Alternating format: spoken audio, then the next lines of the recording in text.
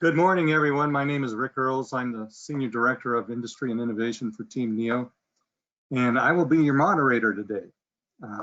Welcome to the webinar entitled Analysis KPI. This webinar is the fourth webinar in a series of 5 that, that describe the steps necessary to implement data-driven manufacturing. Data-driven manufacturing, of course, is an emerging technology that, when embraced by manufacturers, is shown to greatly improve business performance and efficiency for those manufacturers. With that said, let me do a little bit of housekeeping first. I want to make sure everybody knows that they can submit questions throughout the whole presentation, because we will have a question and answer session at the end. You can use the button with the cloud and the question mark on the side of your right-hand side of your screen to submit those, or you can also send me something, an email if you prefer to do it that way. Also, to make you aware that the webinar is in fact being recorded, and within about 24 hours after we're done with the webinar, you'll get a link that'll allow you to listen to that recording or get a copy of the actual slides that were presented. And then also there will be some additional references for resources that you could use in your own investigations into data-driven manufacturing. So with that said, let's go on to the next slide.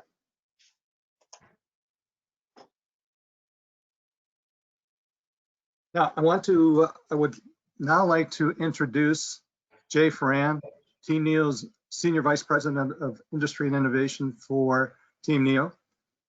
And among his many functions, he is responsible for the oversight of the Smart Manufacturing Cluster of Northeast Ohio.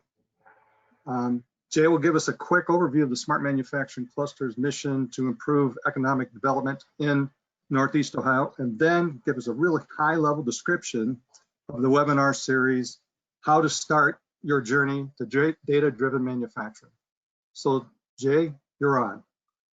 Great. Thank you so much, Rick, and good morning, everyone, and thank you for being with us. We appreciate your interest and your involvement and your participation. It is my pleasure to tell you a little bit about the Smart Manufacturing Cluster of Northeast Ohio. We recognized it in our region as an emerging technology, one that could be a difference maker for manufacturers. And as such, the Smart Manufacturing Cluster is dedicated to accelerating the growth and competitiveness of our Northeast Ohio economy through industrial IoT implementation and innovation. What we're really trying to do here is leverage the 7,700 different manufacturing facilities that we are blessed with in Northeast Ohio. The mission specifically of the cluster is to connect IoT knowledge, experience, tools, and networks with manufacturers that generate demand, increase productivity, spur product innovation, and develop the talent and resources necessary to drive IoT implementation and innovation. Now, how do we do that? Well, first, it starts with a website, and I hope you will visit the smartmanufacturingcluster.org website. There, you're going to find a readiness assessment. That readiness assessment is intended to help you identify where you are on your journey, much like we have done here through this webinar series. We have also provided use cases. These have come from the solution provider and manufacturing community from around the world, and you're able to isolate a specific application and one that aligns with your industry. We think this use case database is really a difference maker for people considering IoT implementation. And then lastly, there's the original roadmap that has sort of cast the Smart Manufacturing Cluster on its path, and it gives a lot of great background information and business case for why smart manufacturing makes sense for business. And so welcome again to our webinar series. As Rick indicated, this is the 4th of 5. Very critical, right? You're connecting, you're visualizing, you got all this data. Now what do you do with it? How do you make a difference?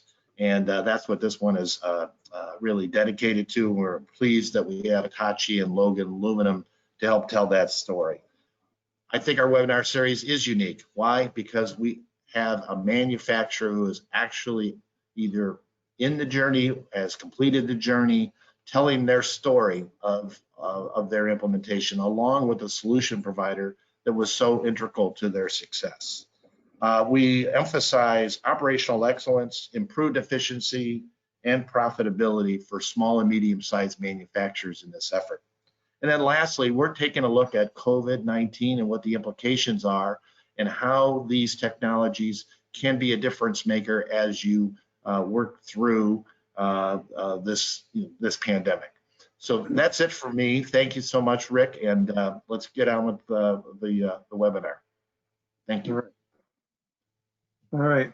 Quick overview here then. So we're going to be talking about all of these steps throughout the presentation. Both Vijay and John will be talking about not only what took place at Logan, but also how everything was implemented in each one of these. You'll actually see the reflection of the prepare stage, the connect stage, the visualization stage, and then a real deep dive into the analysis stage. And again, just to reflect on what we've learned over the last number of presentations at the prepare stage, both the solution provider and the manufacturer work together to put a plan together to understand exactly what the potential impact of applying DDM, again, data-driven manufacturing, could be on the organization, and establish a transformation plan. Then in number 2, you start frankly, it's the implementation. Both 2, 3, 4, and 5 are the implementation of that plan. And you start out with connecting all your critical devices together first. And again, that was pretty well demonstrated in the presentation on the 12th. Then visualize. Again, you want to make sure all the critical associates within the operations have access to the data real time. Don't wait for reports to be created. Be able to take a real-time action. Again, that was highlighted in 3. And now you're going to be hearing what to do to actually take that data and harvest the value from it and allow it to help you, again, drive performance and efficiency of your business. So, and then of course, everybody should make sure that they show up for the Optimize seminar on July 2nd to complete this all up. All right, let's move on to the next. So today, you're going to see a lot more information specific to analyzing and collecting operational data. This is also, they're going to talk about, frankly, the automation of lean manufacturing, which is a unique thing. In other words, real-time continuous improvement.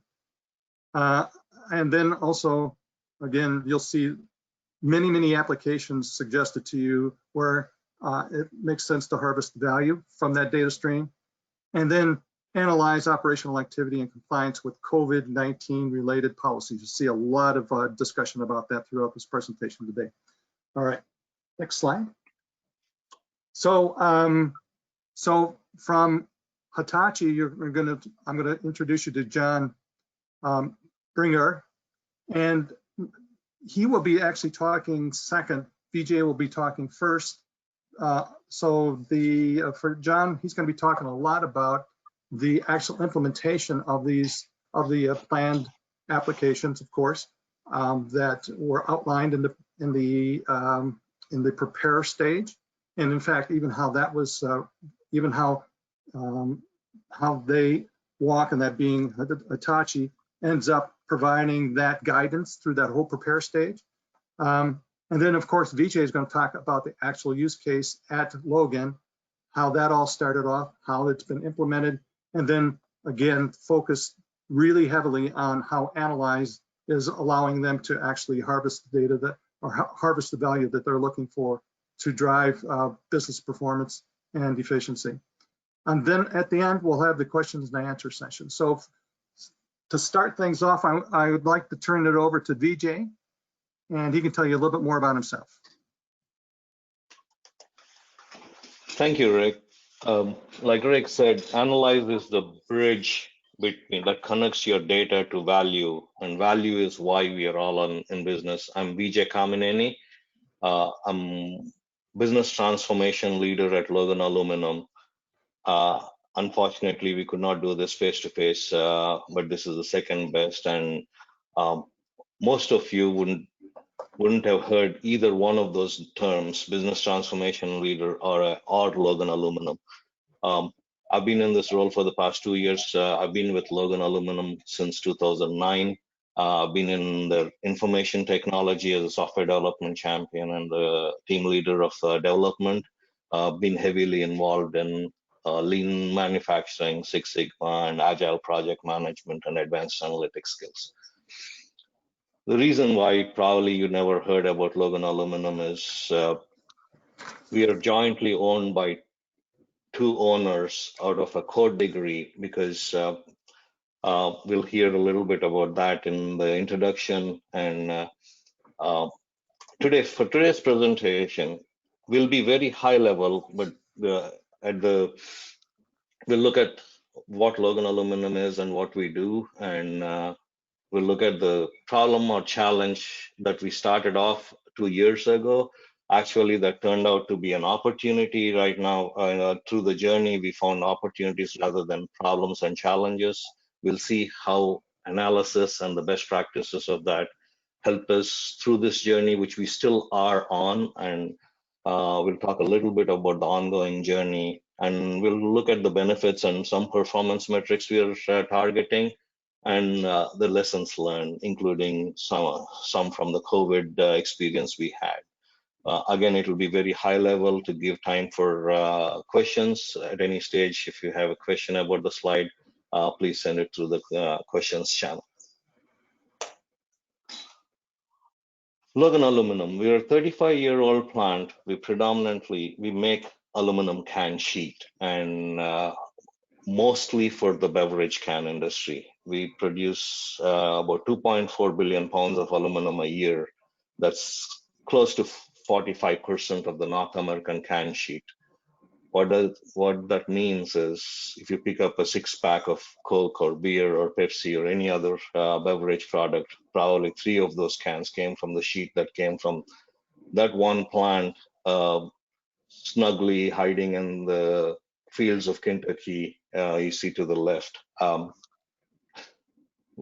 We started off 35 years ago as a 400 million pound plant, and some of those same machines are producing 2.4 billion pounds now. That's almost 10 times the original capacity. That came through a lot of continuous improvement activities we did, and capital improvement projects, and adding downstream, upstream machines to support the main machines that produce that. But still, that improvement from 400 million pounds to 2.4 billion pounds is amazing. 2 years ago, our CEO and president asked us if we are ready for digital age. I was in information technology at that time, and we started looking at what does that mean? What does it mean to be ready for digital age? We have been heavily censored. We have a lot of sensors working, almost 2,000 sensors. We had a lot of data. We collect and analyze data before for our sustainable quality and environmental leadership, with producing nearly half of, little less than half of the can sheet in North America. Quality is very important. We would not want your beer or Coke to spill out of your can in your hand. Same time, environment, we are heavily into recycling used beverage cans. So we sat back and looked at what does it mean? We have a lot of data, but are we getting the real value out of the data? We are good at what we do. We are good at making aluminum sheet. We have technology. We have our data warehouse and all the technology there, but we're not experts in all the technology. So we started looking at how do we get there from where we were 2 years ago. Some of the opportunities we saw were, we had a lot of data, almost 30 terabytes a year data, but we lacked real-time visualization across the plant manufacturing. So we had some connectivity, but we lacked visualization. Our data is in silos. Each unit had their data in 2 or 3 people has access to that. We were not One estimate is we were using less than 5% of our data in analytics. Data by itself without analysis does not provide value. Safety, we do a very good business behavior-based safety, but we were not doing analytics-based safety. Similarly, you can see the other areas of predictive analytics and scheduling. There's a lot of these things that we could do, but we started identifying the use cases. There are too many of them to prioritize. So like most of you probably are, when we're thinking about at that stage, we didn't know how to go about on that journey. That's where we started looking for vendors and partners who can help us guide and coach and take us through. This is the model that we got from Hitachi. It follows very closely to your prepare and connect in the first level and visualize and analyze on the second level and optimize, which you'll be hearing in the next session. At the third level, they have a fourth level for customer inclusion, because it's a symbiotic relationship. The value comes from customers and suppliers working together. So the full life cycle. Obviously, this is not linear. It's an iterative process, and we are still in our journey. We still would say relatively early in our journey of those iterations. So knowing that, we felt a little more overwhelmed. How do we go through those stages with all the use cases we have? So Hitachi came to our plant with multiple times with a good team of experts who looked at our use cases, helped us sift through those and find the sweet spot where we can target our initial listing. John, would you want to chime in on that a little bit? Yeah, just to add that, we prioritize everything in terms of implementation, feasibility, and business value. So Vijay, you guys gave us an idea of the prioritization based on business value, but through our workshopping of this stuff, we were able to get a better understanding of where your data is, what your IT infrastructure looks like, and get an idea of implementation feasibility. So this was really truly a partnership to be able to get to this point where we could identify the sweet spot and start biting off those analytics projects. And that's been a very informative and valuable experience for us at Logan. Yeah. So from that, if you look on the left, you'll see the connect and visualize, analyze, and the third prescriptive transformation, which is your optimize phase. We did the digital transformation workshop that John and I just talked about, and we have been going through the connect and visualize and unify all that data. We'll see that in a minute on what we're talking about there. And we started halfway through that process, we started developing the analytic dashboards, working on some LiDAR and video analytics, and creating that backbone infrastructure for our data lake. And a lot of those terms we didn't know when we started. We still are learning. So don't let the terms scare you when you're on your journey, data-driven journey. On the left-hand side is the edge. That's where our PLCs, our data, and our equipment is sitting. And we at Logan, we are very good. We know what those OPCs and PLCs are doing. And we also have our ERP, MES, and quality control and CMM data.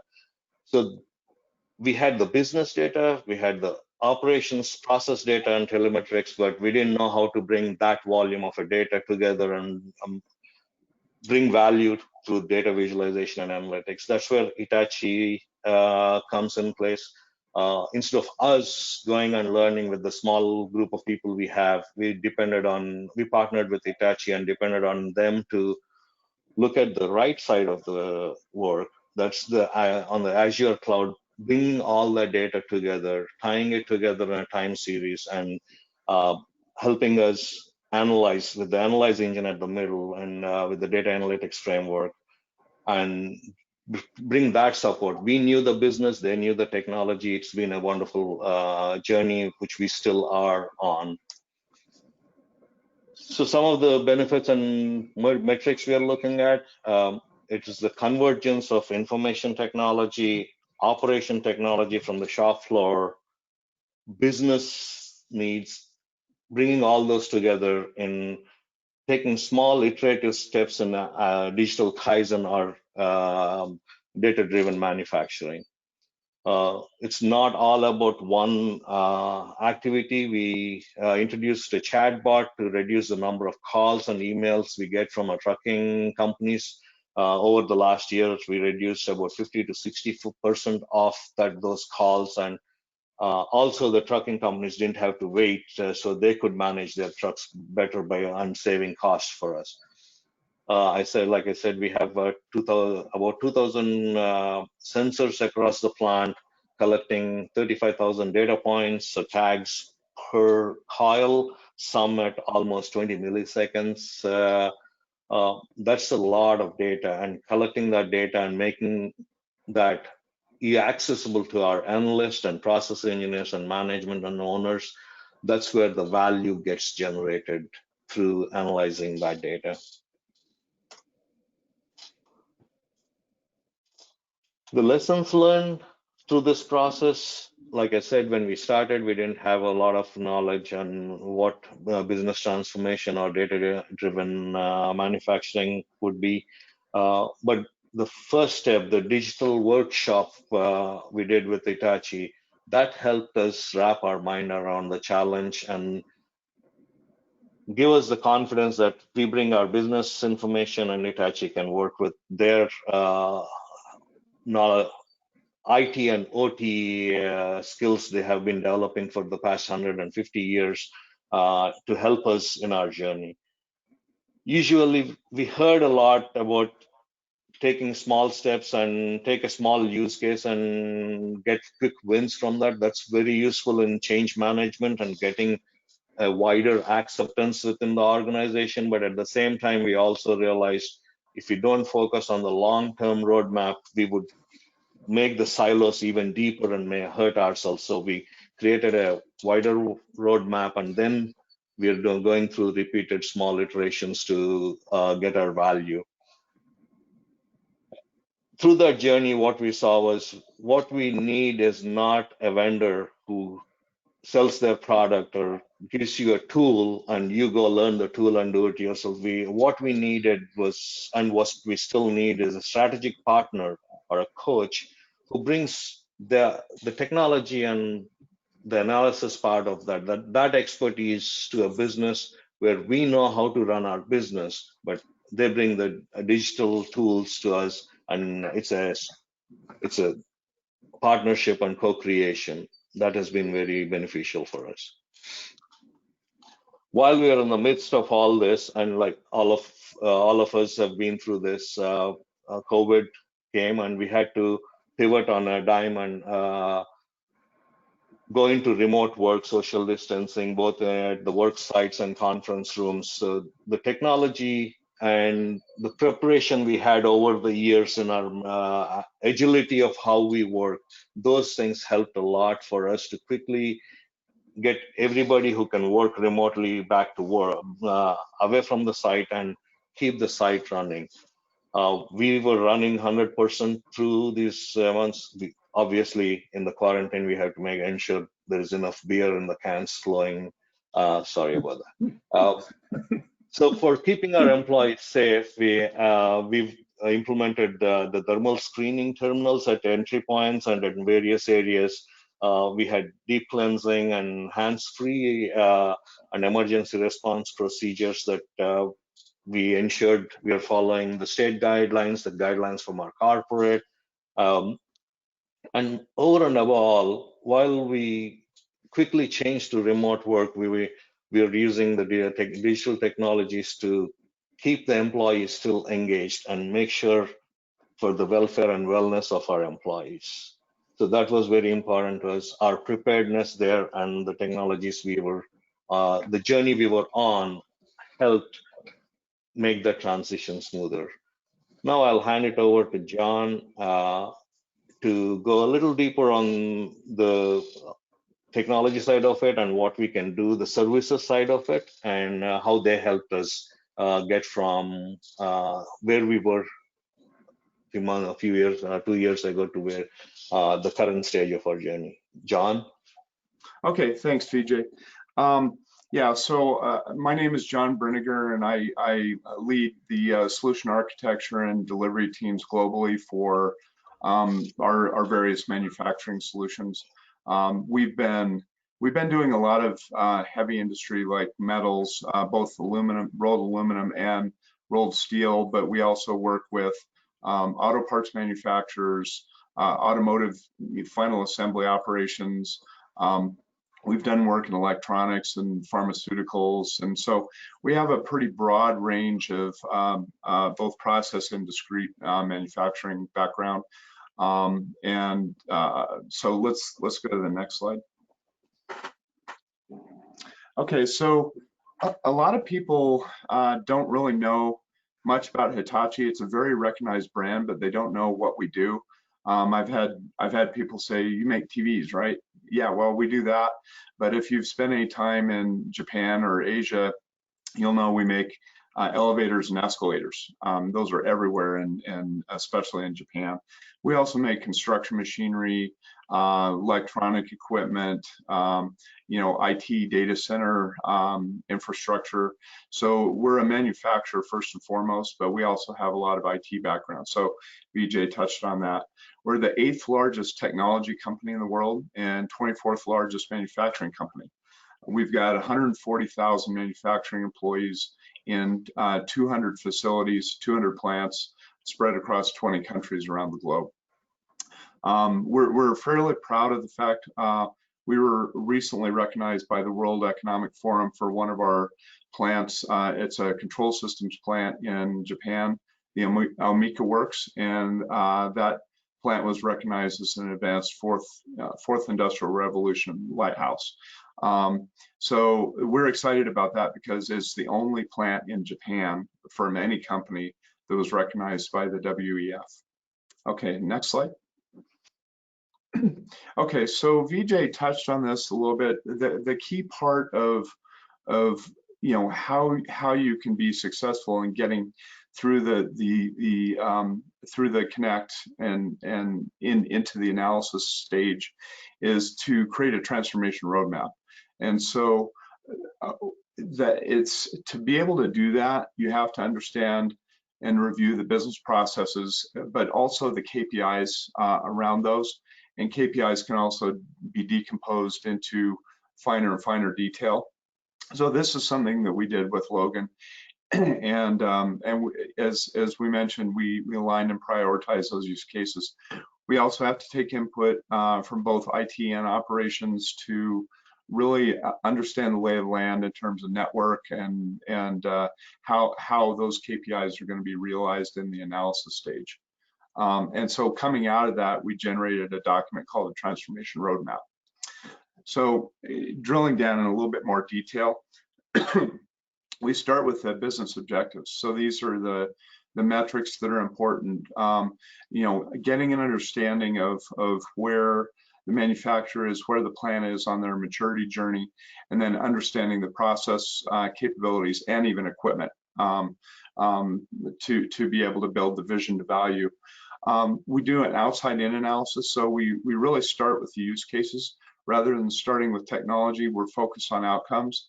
And we do a lot of interviews, we do workshops, and then a big part of success in this analysis stage is to really get an understanding of what's on the shop floor, the equipment, the people, the processes, and so on. And then identifying opportunities for benchmarking, and then that's when, once that's assembled, we get into the real analysis of what needs to be built to address those what VJ calls opportunities. And so So really the assessment helps identify the opportunities, and a key part of that assessment is also understanding the investment it's going to take versus the benefits. So that's why one of the axes is the business value and implementation feasibility, because we're looking for that sweet spot. We're looking for the low-hanging fruit to get the biggest bang for the buck right out of the gate. Okay, next. Okay, so and this is all about accelerating the transformation and orchestrating human, machines, and data. So when we develop that transformation plan, then we get into a run and transform cycle. And the reason this is a circle and talks about waves is it's, and VJ touched on this, it's very iterative. So as an example, Logan has identified, I think, something like 35 use cases and KPIs that they want to implement, once everything's connected. But we're doing the actual analysis stages in waves. And so it's all about combining the know what and the know how. And that's where it's truly a partnership between Logan and Hitachi. And it's combining use cases across these various waves of run and transform. And then it's primarily focused on outcomes. Again, and VJ touched on this, it's not about technology. It's not about just giving software licenses to somebody to go off and do their own thing with. It's truly a partnership and focusing on those outcomes. Okay, next. And the core KPIs, I won't spend a lot of time on this, but I'll start with cost. And what's interesting is a lot of manufacturers look at cost as, they're going to automate, they're going to reduce their labor costs. But what we see more often is the goal is to, it's a cost-driven thing, but it's really about getting more out of your equipment, processes, and people without additional capital outlays. So cost is a key one. Productivity, again, it's OEE and things like that are critical for really understanding how to get more out of your people, process, and equipment. Safety and security, HSE is big, and as VJ touched on, and I'm going to address here momentarily, the COVID-19 thing has introduced a whole new dimension to the safety and security aspect. On-time delivery is another KPI that a lot of people are interested in. And then morale is one that doesn't get talked about much, but as you're going through a transformation, you need to make sure that you do proper change management and that the employees understand what you're doing, and it needs to be a factor of everything you're doing to make sure that the morale stays up. Okay, next. Okay, and then again, focusing on outcomes that deliver value. So what we do is we take a look at, and these are just example, objectives for digital operations, but you can increase your overall throughput by between 10 and 60%. If your focus is on quality improvements, you can reduce scrap, rework, increase that first pass yield 10 to 50%. Maintenance and reducing machine outages. So doing more condition-based maintenance, you can achieve savings of 15 to even 90%. And then reducing accidents and near misses is a little bit harder to quantify, but it's a KPI that we've seen with every manufacturer we talk to. Okay, next. Okay, and then finally, I want to talk a little bit about some things we're doing around COVID-19. We've had all these kind of technologies and capabilities for a long time and have deployed them in manufacturing. So a good example is we have solutions for using video and LiDAR to detect proper PPE usage, whether that be hard hat and gloves. Now it includes masks. But we also have thermal cameras that can detect people that have fevers. We have a solution for detecting and alerting on violations on social distancing. So if people are too close together on a shop floor, then we can flag that. And then we also even have a fairly sophisticated LiDAR solution for analyzing and making sure hand washing protocols are followed, like that you're spending 20 seconds washing your hands, and that you're hitting all the spots and things like that. So we have kind of a wide array of things that we've been using in other ways that we're now applying in manufacturing for manufacturers to stay safe in the, as they reopen and get into the new normal with COVID. Okay, next.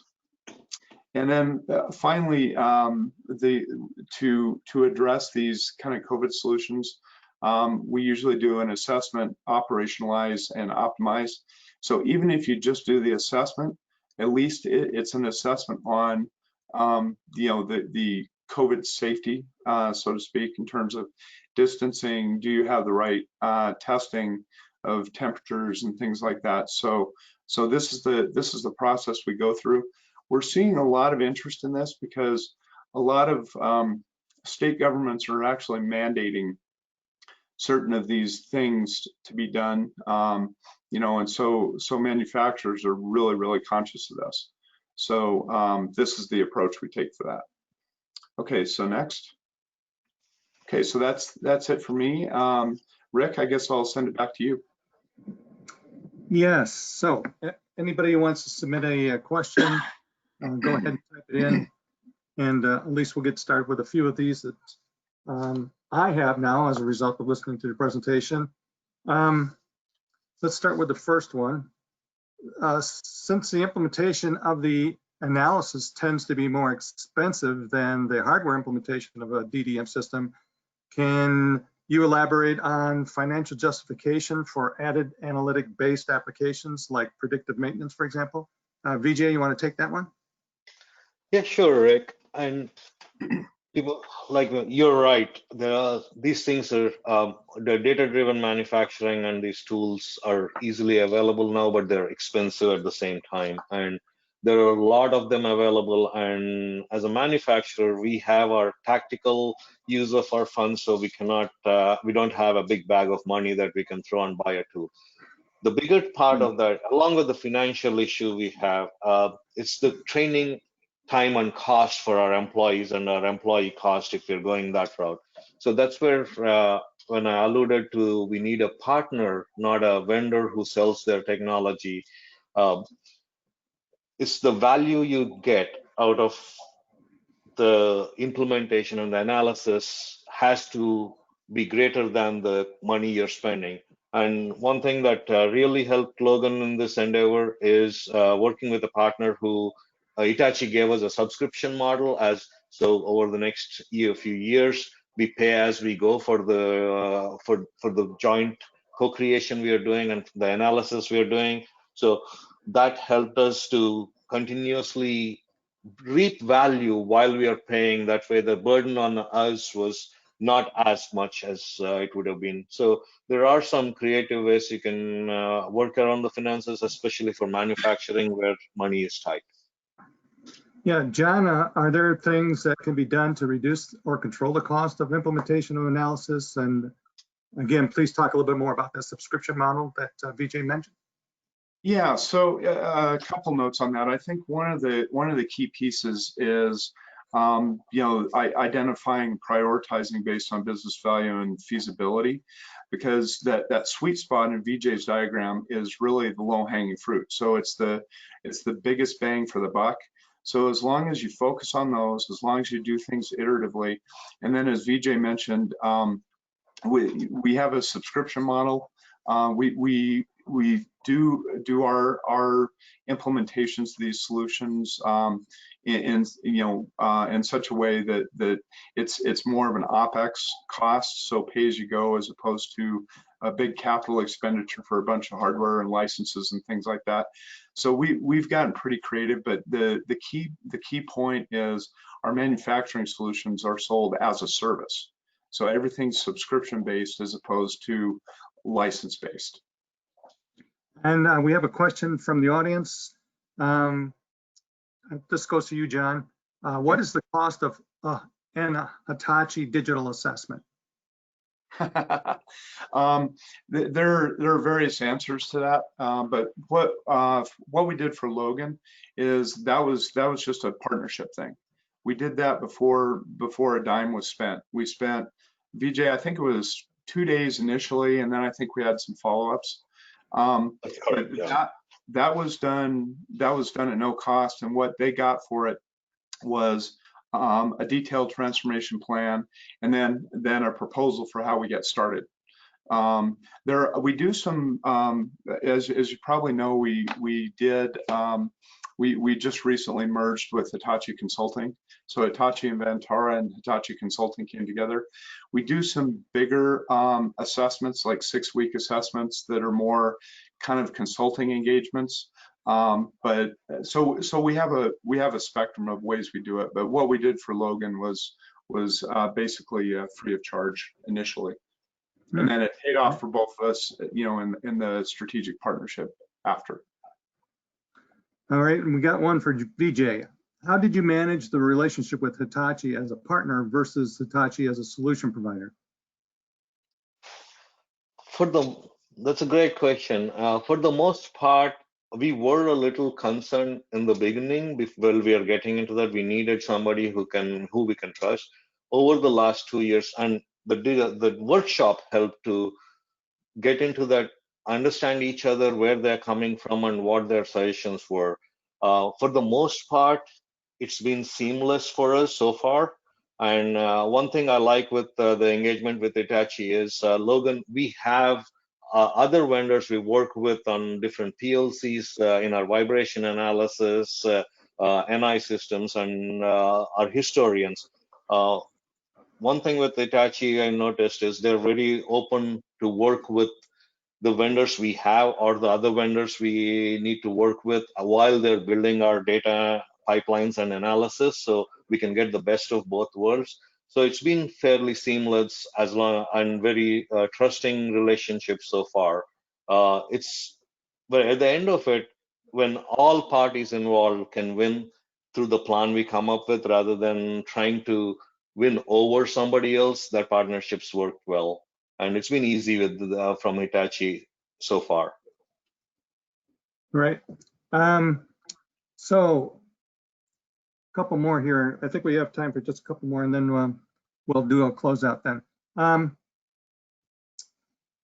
This is for VJ again. Talk a little more about the role analysis plays in your real-time continuous improvement process. In other words, the automation of lean manufacturing.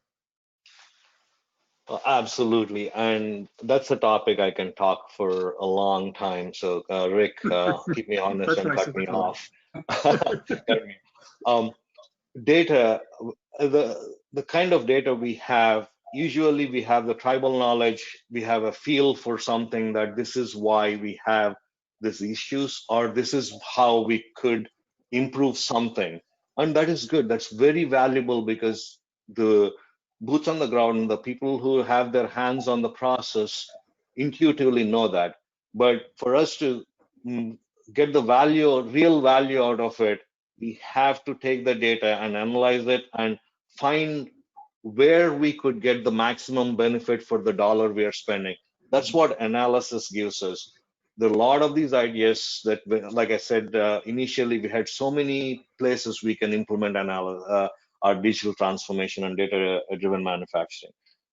I would say I would choose that as the biggest. Analysis is not easy. It takes time. It takes expertise. But at the end of it, if you do the prepare and connect and bring that to the analysis phase correctly, it adds value and getting more return on investment for every dollar you spend.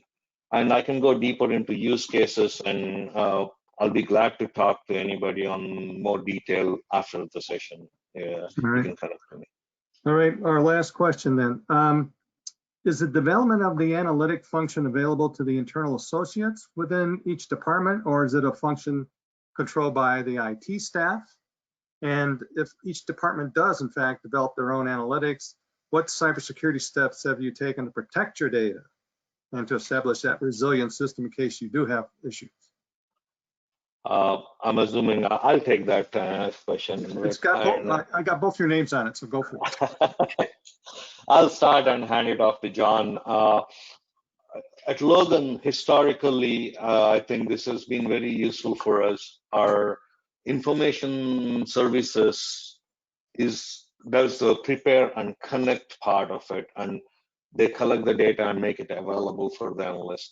The analysis part requires a combination of analytic tools, statistics, and business knowledge. More of the business knowledge, because that's what brings the value. So the analysis is distributed. Like I mentioned, we were bringing data to the analysts and the process engineers and management to do their own self-analysis. And thanks for the question. It brings in a lot of data governance and data security issues. Logan, we were very controlled on our on-prem systems, and we have our IT takes care of that cybersecurity part of that and data governance part of that. When we went into the cloud, that's an unknown for us. We didn't have a lot of experience to protect that side of it. That's where we heavily depended on Hitachi's security team that worked with our IT security team. We still have those conversations going on an ongoing basis to ensure the entire pipeline is secure, because cybersecurity is a big part of the data-driven manufacturing, because you're getting your data into hands of analysts, both internal and external. You have to have data governance and security, and that's a partnership again with your whoever is partnering and coaching you on your journey. John? Yeah, so thanks, Vijay. Yeah, just quickly, they're kind of, Rick, there are two components to that question. One is, are you putting tools in the hands of the ops people, or does IT have to manage this? And then the other is the security. On the first one, we have tools that will allow operations people to model their hierarchies of assets and equipment, to model their processes, even model their product types. So we have a lot of tools that allow ops people to do that. In some cases, the IT departments have a good relationship, and so they do it as well. But the main point is, we come in and we do the initial build, if you will, and then turn it over to the partner to, whether it's ops people or IT people, we give them the tools to do it themselves. As far as security, as Vijay mentioned, with Logan, we're building this in a public Azure cloud that's hosted by Hitachi. And as such, our IT security department is heavily involved with things like pen testing, SOC 2 compliance audits, OWASP audits, things like that. So we take security and governance very seriously, especially if we're doing things in either a private or a public cloud. All right. And to add to that, I'll add one last thing to that. Sometimes our business week analysts won't have all the tools to analyze when it gets into the advanced analytics part of it and machine learning and those tools that need a lot of knowledge. Hitachi has data scientists and machine learning experts that we can tap into, and that's been very helpful for us. Excellent. All right. Well, we've run out of time, so let's go to a closing. So just to let everybody know, this is going to be part of the information you're going to be able to receive in about another 24 hours. And the link is, again, recommended reading. That should help you actually answer many of the questions you probably have now. So there's recommended reading, recommended viewing, and also other resources you can extract useful information from. Next slide.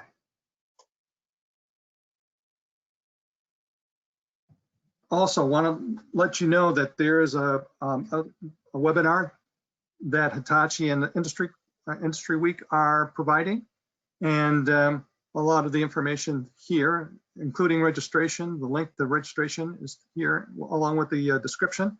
So take a look at this when you have a chance then too, when you get the link. All right, next. Yeah, and then as I said, within 24 hours, you should be able to view not only the recording, but also the slides. And then in that, again, all the references that we just made that allow you to further investigate the implementation of data-driven manufacturing. So also remember that there's one more webinar left in the series. It's called Optimize for Improvement. So make sure you sign up for that then too. And then you'll have the benefit of all the total series helping you make those that hopefully will have laid the foundation for you to take the same journey that you've seen all of our presenters describe. So with that said, on behalf of the Smart Manufacturing Cluster and our presenters, thank you for joining us today. I'm hoping that you were totally fulfilled in your need when it came to investigating, again, data-driven manufacturing. And if you have questions, you want to go to the last slide. Oh, it's not there anymore. If you have questions, you can give us a call. It's supposed to have a reference, but you'll also see in the slides when you go after that there is contact information for VJ, there's contact information for John, and there's also contact information for myself. So with that said, thank you for joining us. Have a great day and have a good weekend. All right. Thank you.